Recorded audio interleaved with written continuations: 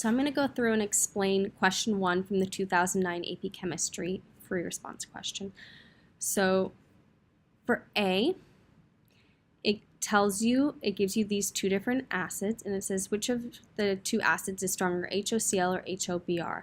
Justify your answer in terms of Ka. So looking at these Kas, I know that the acid with the higher Ka value is going to be stronger because it dissociates more. So it's going to have more products, meaning its Ka is going to be larger. So since HOCl has a larger Ka, remember this is times 10 to the negative 8th, it's going to be a stronger acid since its Ka value is larger. So give yourself a point if you got the right answer with the correct justification. Okay. In II, it says draw a complete Lewis electron dot diagram for the acid that you identified. So you take HOCl and you draw the Lewis structure. Now notice these two dots, you can just replace those with lines, that's fine, and all of these can be replaced by lines. So if you got I wrong and you drew HOBr instead, as long as you drew it correctly, making sure that everyone has 8 valence electrons around it except for hydrogen, which only needs 2, then you would get a point as well. For III, it says hypoiodous acid has the formula HOI.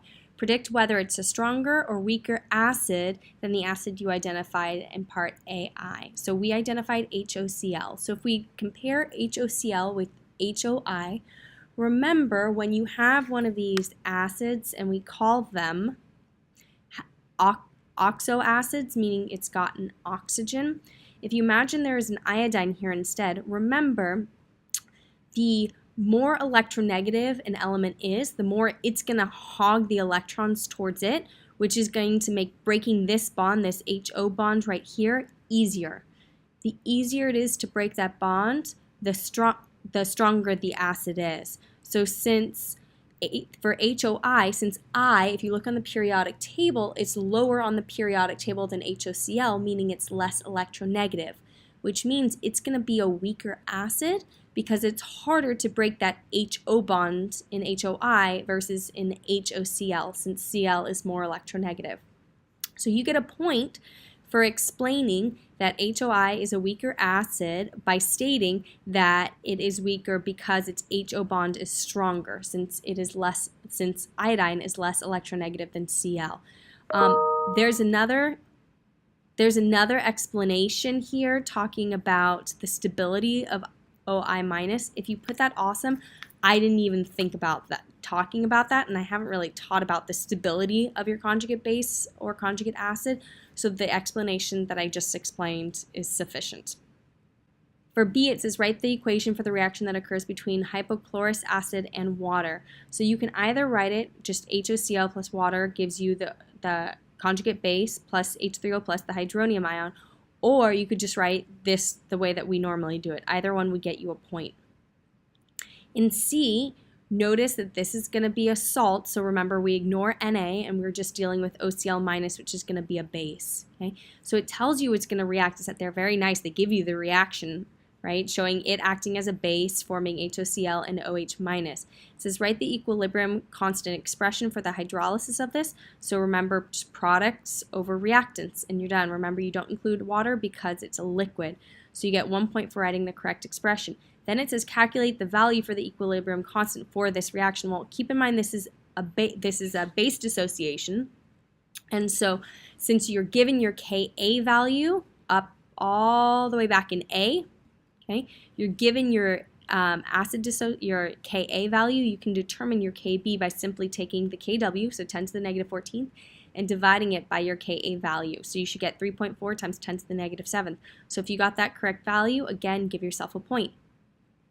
In II, it says calculate the value of OH minus in the 1.2 molar NaOCl solution. So they show all of their setup, which I think you guys should get perfectly fine. I don't like the fact that they don't show their reaction. So I'm going to really quickly show you my reaction. So I wrote that right here. So OCl minus reacts with water to form HOCl and OH minus. So 1.2 is your initial concentration. You have no HOCl and no OH minus. You ice it, right, because it's a weak base, and then that's the setup that they showed, which I'm about to go back to. I just like actually showing where that came from with the reaction, okay? And now you're going to solve for X. Keep in mind, they don't show it. Please make sure you're showing your rule of 100, all right? And so when you solve it, you get for OH minus, you get 6.4 times 10 to the negative fourth. So you get 1 point for the correct setup, so showing your ice chart, and 1 point for the correct calculations. Okay. In D, it says a buffer solution is prepared by dissolving some solid NaOCl, so that base, with HOCl. Now I know it's going to be a buffer because I've got this weak base, OCl minus, and HOCl. All right. The pH of the buffer is determined to be 6.48. All right. Calculate the value of H3O plus in the buffer solution. Well, you might have immediately started writing out an ice chart and freaking out, but keep in mind, as soon as they give you your pH, you can simply take 10, raise it to that negative of your pH, and that'll give you your concentration of H plus. So I got 3.3 times 10 to the negative 7th. So just be careful if you're ever given your concentration of just straight H plus, or if you're given your pH, you can determine either H plus or pH from that. You don't need an ice chart. In II, it says indicate which of HOCl or OCl minus is present at a higher concentration in the buffer. Okay, common sense tells me since my pH is 6.48, I'm going to have more acid since it's an acidic solution, but it asks for a calculation. Now, I don't love this work that they did. That they showed the acid dissociating and calculating the concentration. Instead, what I did is I said, okay, I have a buffer solution. So as soon as I know I have a buffer solution, I know that I can use my Henderson Hasselbalch equation. So I'm going to just plug in my value. So I know my pH is 6.48. I know my Ka value, so I plugged in the negative log of that and got 7.538 plus the log of base over acid. So I'm going to solve just for my base over acid. Okay, so I get negative 1.06 equals the log of my base over acid. I get rid of log by taking 10 and raising it to that value. And so for base over acid, that equals 0.088. So since this value is less than 1, I know that the value of my acid must be larger than my value for my base, which means the concentration of acid is greater than the concentration of base. So you can't just say, since your pH is less than 7, I know it's acidic. Because, and the way that you know you can't answer it that way and get points for it, is it says support your answer with a calculation. All right, so you get 1 point for the correct answer with the proper calculations. So you do not need to show this work.